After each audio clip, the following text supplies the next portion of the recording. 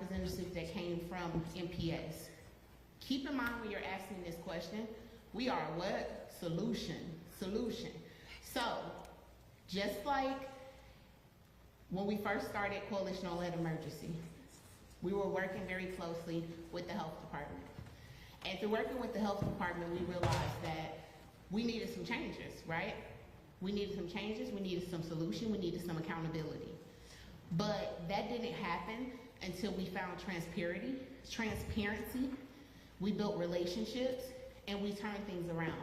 Now, we have the health department here at our town halls.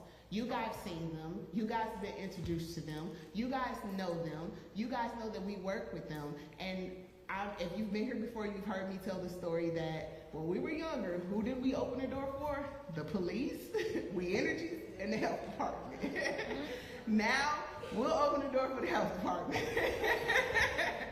So, we want that same type of transparency. So, I want you guys to keep in mind that the folks that are coming up here speaking today, they weren't there for the problem, but they're there to help with the solution. So we need to figure out what role do we play in helping get to the solution, okay? I just want us to keep that in mind as we ask our questions today, because it takes a village to raise a child, and this is our village. So we can't do this the whole time, because who's affected the most? The children at the end of the day, okay? Awesome, so we're gonna open up the floor for questions, and I'm going to be on mic duty. So if you have a question, just raise your hand and I will make it to you as quickly as possible. We're starting in the back.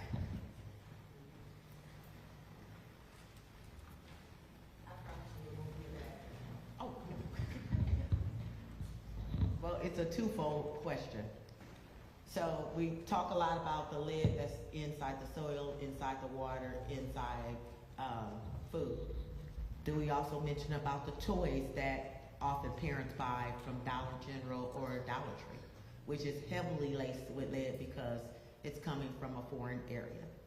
I know we haven't really did a lot of great statistical data, but we're seeing more of our kids when we go to those stores, we're buying the products that way and not really understanding where they're coming from.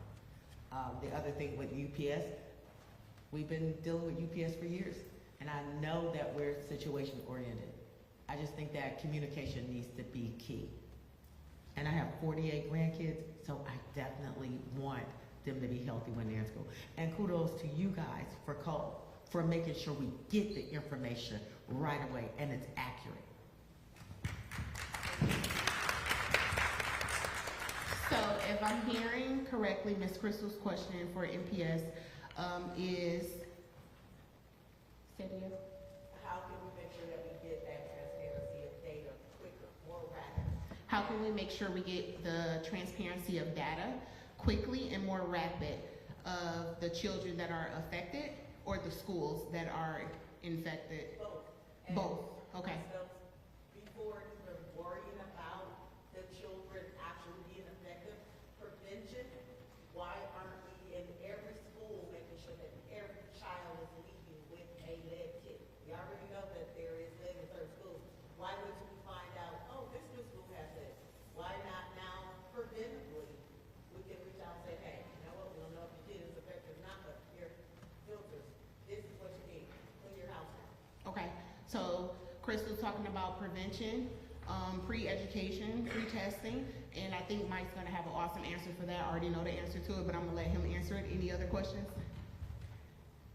I would like to ask a question. I have children at MPS as well. My twins are at MPS, and my question is, what is the plan moving forward for MPS schools getting rid of lead poison? What is the process of how we're going to go school by school and figure out which schools are in need of abatement? Next. Oh, y'all already know all the answers? Don't be scared. This is the time. What'd you say, Dominique? I said, don't they start with the schools that's in the zip codes with the heaviest? Here, let me bring you the mic, because everybody want to hear you, honey. I'm gonna bring you the mic. Both of y'all got a question? Okay, here I come. No, don't say no both. Here you go, Dominique.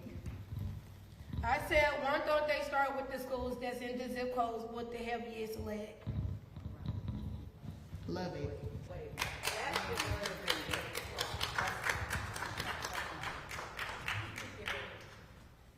Any other questions? Try to find out where is it coming from and how it ended up in MPS schools. Okay, I ain't gonna talk for her no more because she done talked plenty times on interviews and stuff. But Connie said, where is it coming from and how did it end up in the schools? Yeah, how did it end up in the schools? Okay. Others? You look like you got a question, Miss Yolanda. Oh, okay, that's a good question. Anybody else? I see mouths moving. I'm coming to you.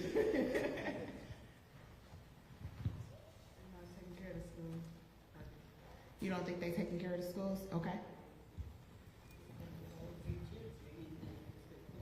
What they? Fix it, scrape it, paint it, whatever. Ms. Lavonica said, get it fixed. Ms. Lavonda said, get it fixed. Scrape it, paint it, get it fixed. Any other questions? But Shy, wasn't that done with storms? Outside the storms, it was beautifully painted. Beautifully painted. You would have thought that someone would have took time. Same thing with the solid exterior. Beautifully painted. When the floors were being redone and resurfaced. And we know that these schools are beyond that point in time, like with the houses.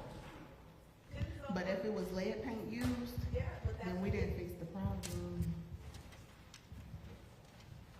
And solution, they're gonna do it, and they're gonna make sure everybody gets those tests fixed. Okay. Well, before I hand the mic over to Mike Terza, I want to address one thing that a question that Crystal had was why the preventive.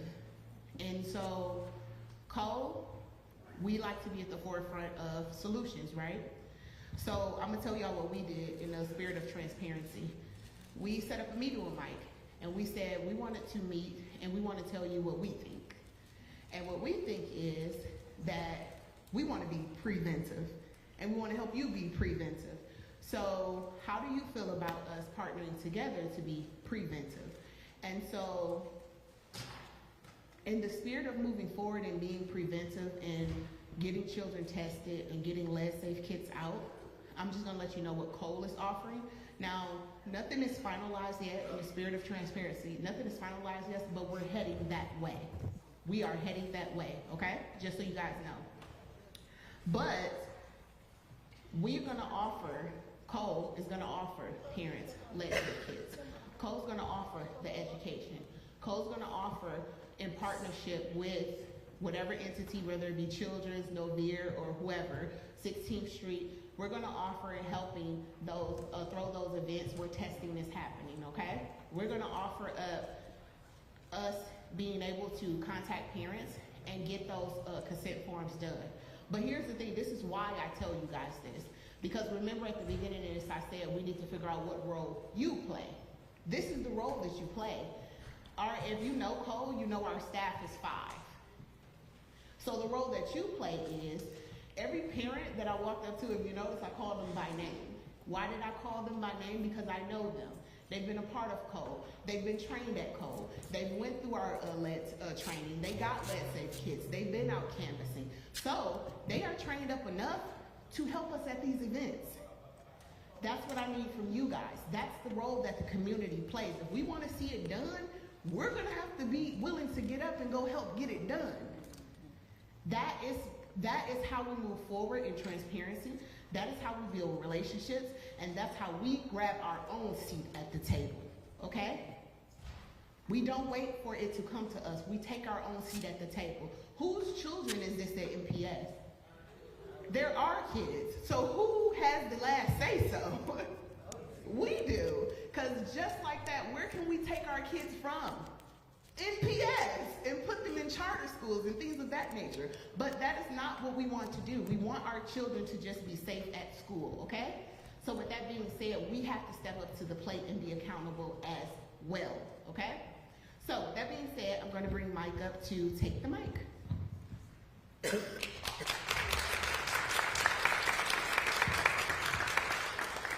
Thank you.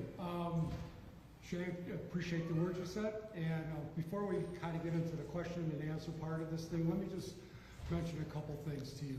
First of all, we now at MPS know and fully accept the responsibility that there is lead in our schools. So there's no question about that. We know that many of our schools are built before 1950, and lead paint was the only paint that was available. And so they're there. And after that, from 1950 to 1978, the instances of paint decreased, but we still know that there are, and so we're still going to test those schools. And we're not going to go through and say, this room here is okay, this room here. The whole school is going to be looked at, and the whole school is going to be stabilized. And parents need to understand when we're done, they should be assured that that school is safe from any lead that's going to be in that school. So I just want to make sure to people that many people have talked about, why didn't you do this before? Why didn't you do this? I'll be happy to try to find the answer, but I don't know at this time, because I'm going forward, quite frankly. What happened in the past, as Shay said, is what's happened in the past. To give you a little bit of a kind of a schedule, and then maybe answer the questions that were given here. We probably are in the process of finishing about 7 schools, okay? And it takes a long time, mainly because we have no place to put the children who were doing the remediation work in. We only have 3 sites, so we kind of do it at 3 at a time, and that's not going to take us very far for very long, okay? And so what we're going to be doing is we're going to continue to work with the schools we have now, and the schools that we could use to send children to, remediate those schools. And then in the summer, we will be bringing in probably about 130 staff people, okay, to do just some massive work, so that our goal is that by the beginning of the new school year, all of those pre-1950 buildings are done. That's what our goal is. And then over the course of the next couple of months, we'll do the remaining 52 buildings. And so by hopefully the end of the calendar year, this issue will be done, at least in the initial phase. And I say the initial phase because of one thing. This is an ongoing situation that we have, something that we probably have to be more vigilant about than we have been in the past, with our cleaning, with our inspections, and with any remediation efforts that we have to do. We are going to be publishing and putting up on the our webpage, our lead plan, which was developed in conjunction with the Milwaukee Health Department. And in that plan, you will see that we have just really bolstered all of our inspectors. We bolstered people who do the work. We're bolstering even our custodial staff so they have the time to do the work correctly and that kind of stuff. So I think when you look at that plan, you will be able to see that, yes, we've taken this very seriously. We are looking for solutions. We think we have some. It's been a learning experience for us. When we first went out and did it at Starnes and at Fernwood and the like, we learned so much, so that now we're doing La Follette. That'll be done a lot quicker, a lot better than we have in the past. So we're learning from what we're doing. And so as we go forward, I think we'll be able to say to the community that we have taken this problem very seriously and we've done the necessary corrective action for you. Okay?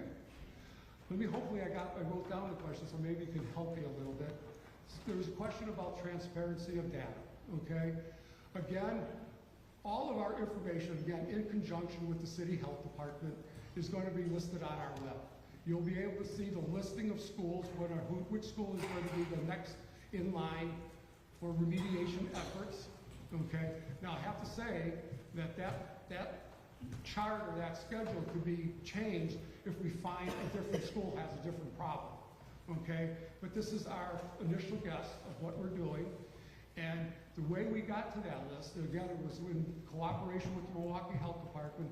We looked at the severity of the situation at school, what kind of program and the age of the kids in the school, where are the students located.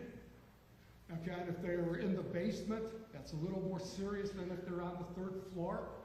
And so we took all of those factors together and we kind of prioritized our list. But that isn't to say that somebody who's number 8 is any less important than somebody who's number 4.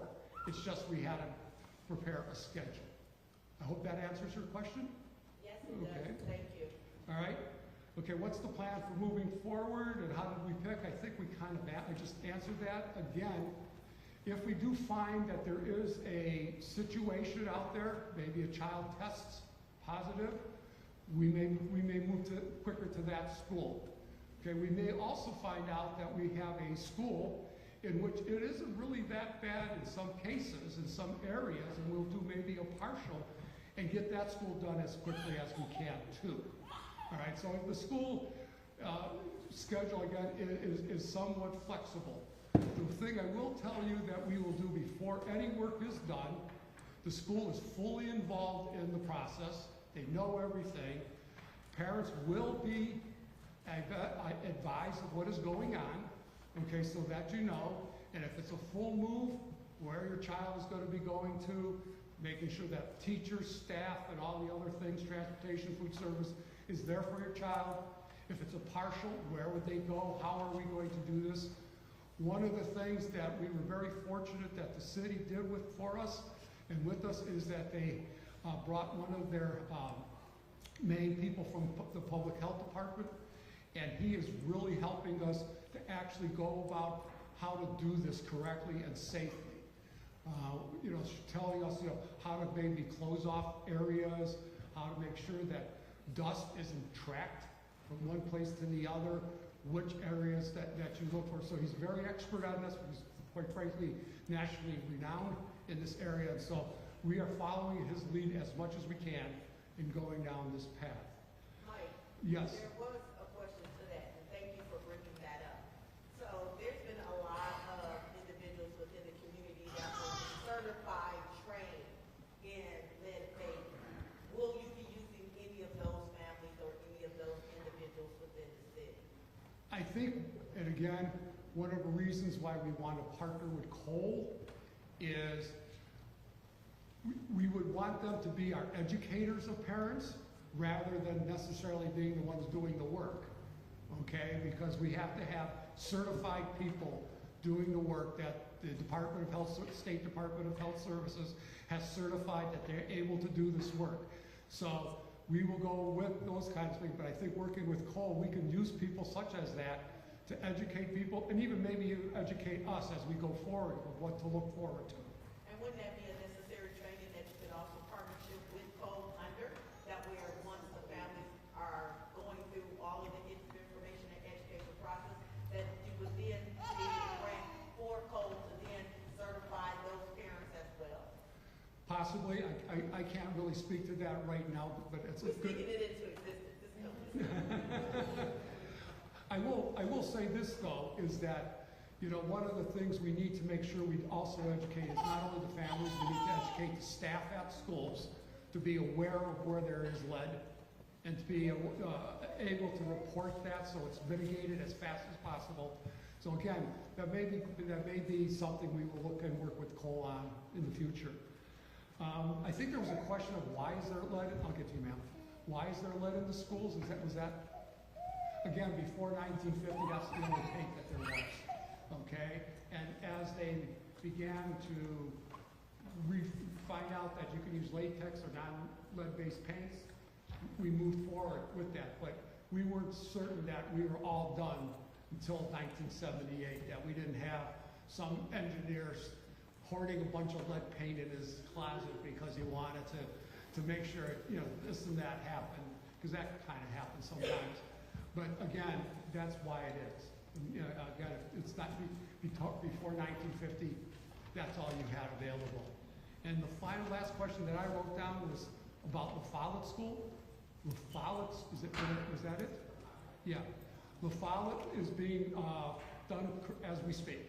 It's just in the start of it.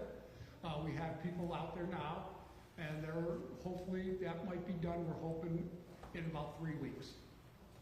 Now there's a question here.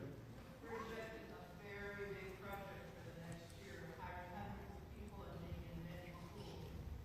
Where's the money coming from? And is it guaranteed that the money What I can tell you now is that we have identified a source of funds for that, and it's not going to be coming out of the schools. That was also a very major question. From our MPS budget. Yes, ma'am. There is a, and again, I don't want to get too much into this, but there is an operational budget that you use for schools and the general running of it. And then there's a construction budget, and we will be using those funds from the quote construction budget. There's a question over there. We don't know. We don't know, okay? Because the severity in every school is different, okay? I wish I could tell you, and we're trying to do some projections, but we don't have enough data points right now where we can even get a good guess. But it's something we have to do. And we're going to be asking everybody for their help in doing this as well. From the city, the state, this lady over here. So you're testing the paint, you're remediating the paint. Are you testing water? And then is there a plan to make sure that the air is tested consistently over a period of time to make sure that since you're doing this, that we don't have another, let's look at it again in a few years because now the air Sure. has particles. So Well, all the water is tested in our schools. I'm just reading this because I have to write this down because I don't know everything. And we have a program where on a cycle, the filters in all the water, bubblers or whatever, is changed, tested to make sure that they meet the necessary EPA guidelines for water quality in our schools. And every one of them does right now. Actually, it's better than EPA. How often is it tested? It's probably tested minimum every 3 months.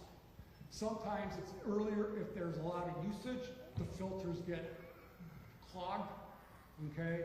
And so it depends on the usage of it, but every 3 months they're gone through and checked. Air quality, our air quality is monitored constantly in the schools.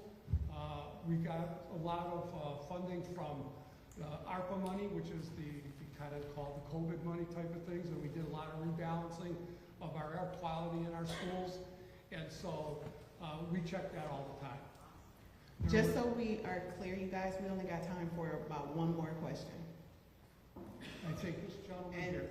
just before you take that one All right, question, all right. let's prioritize any parent from with a child in MPS that wants to ask a question first. And if not, then we'll take the last question up here. No?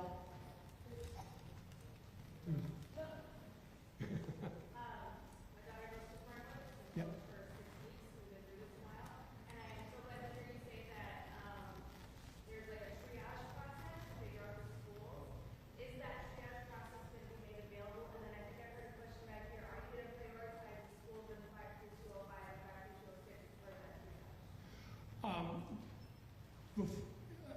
How do I want to answer that?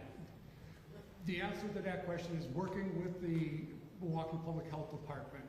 We are looking at those schools, kind of independent of the zip code, so the ones that they feel are the ones that need attention the quickest, okay?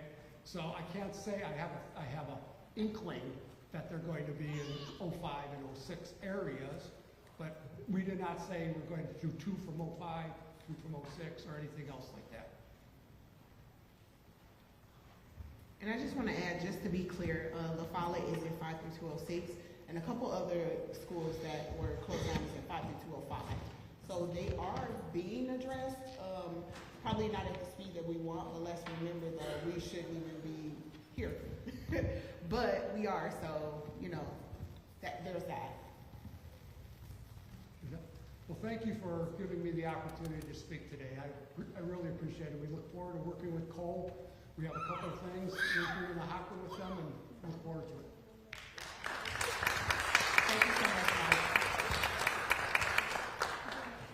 So I hope we got some solutions and some answers to our questions. Are we feeling okay?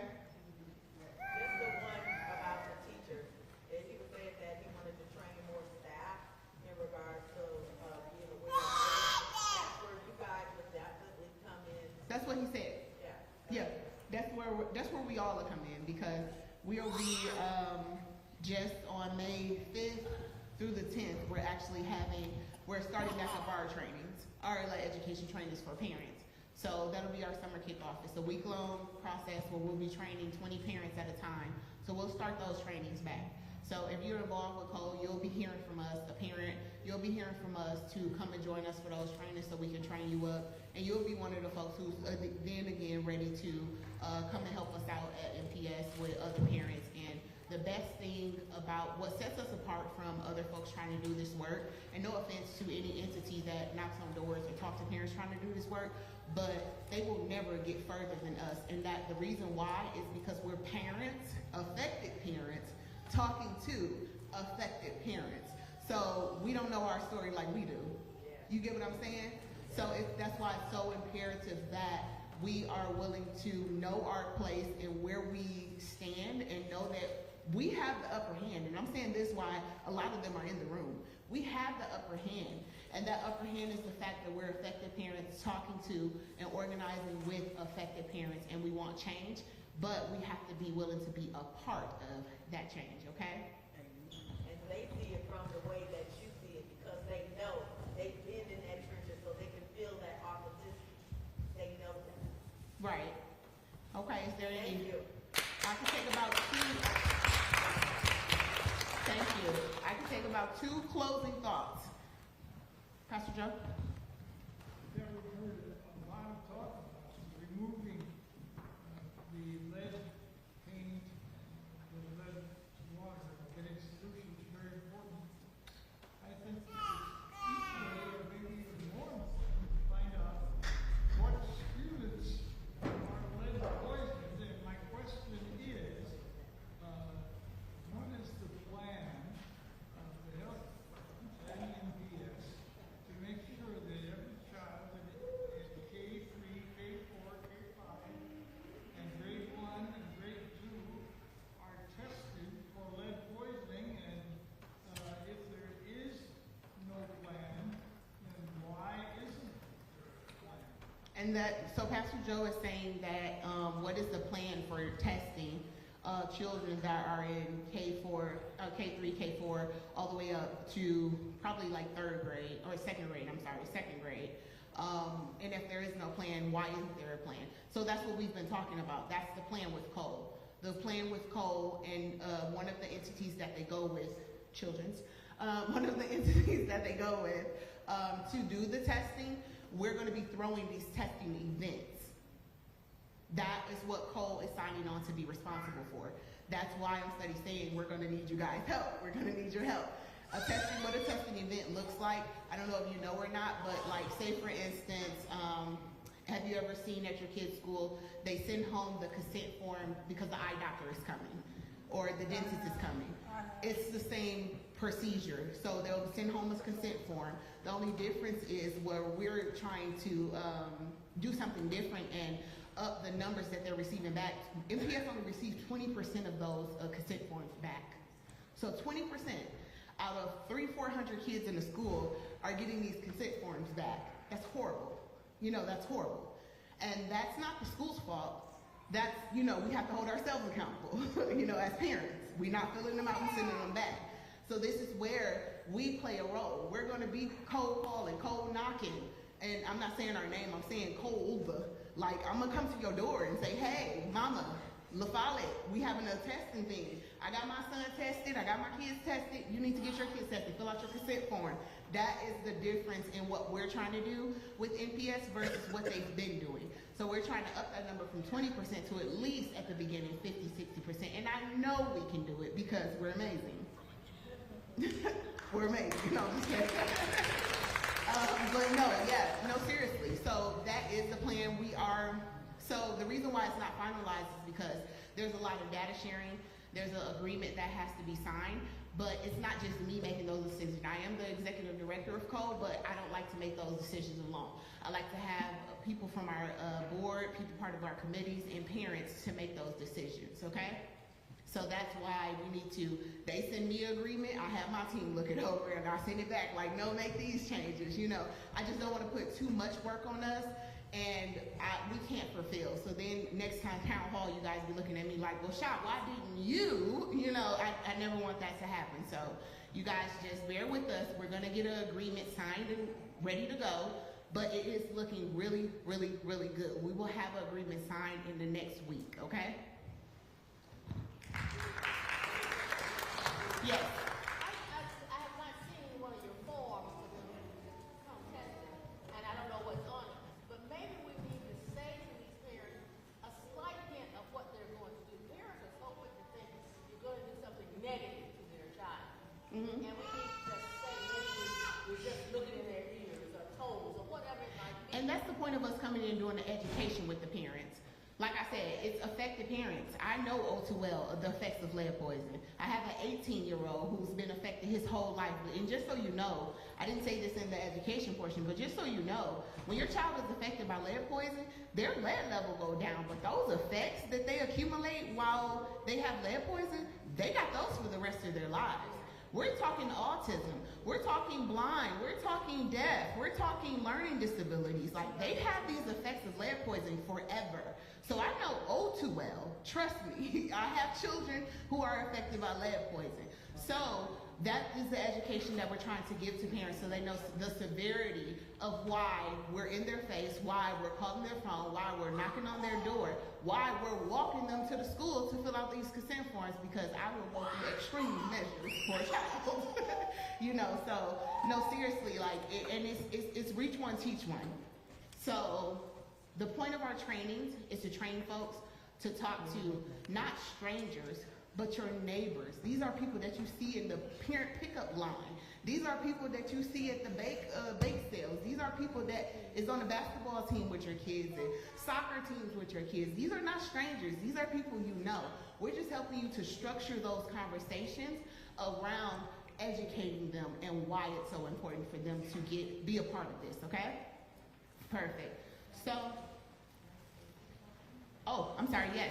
Anastasia from Children's is gonna come up, and she's going to give us a little not a Q&A, I'm sorry, we're done with that portion, where she's gonna give us a little information about testing. So if you do have questions about testing though, please don't ask them now, because we're about to get ready to wrap up the program and move everybody downstairs. You can ask downstairs as you're taking your child to get tested by Children's.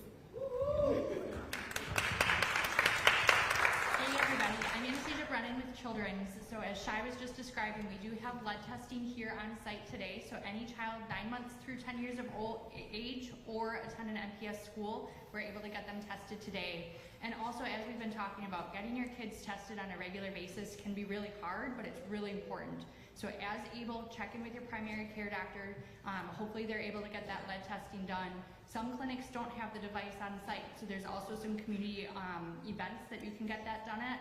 And the Milwaukee Health Department webpage has a great listing of all the different opportunities through 16th Street, Children's, and other community events across the region and across Milwaukee that can get that lead testing out there. So if you have any questions, I'll be downstairs. Let me know, and good to see you.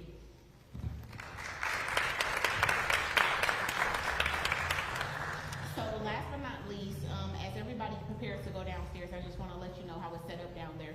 We have groceries for everyone that's here today. So if you need groceries, we have those set up for you with grocery bags. It's like a two-piece kind of bag together. So you'll get 2 bags of groceries downstairs. We, like Anastasia said, we have lead testing downstairs. We have lead safe kits downstairs. So please do not leave this building today without getting you a lead safe kit if you do not already have one. We have those downstairs for you ready to go. What else is down there? Oh, your kids are already down there. If they're not already down there, they're up here. We have some Easter buckets for them downstairs. So make sure that you get your kids one of those. And then there's also a lot of partner resources downstairs. So please go visit those tables. The health department has a table downstairs. Please go visit that table. Crystal and her husband went downstairs, but it's a lot of resources downstairs. So please don't be scared to go to those tables, get those resources, and make sure that you have fun. We got food downstairs, hot food, if you want to stick around and eat. We got desserts, and yeah. Did I sell you guys on it? All right, see you downstairs. Thank you.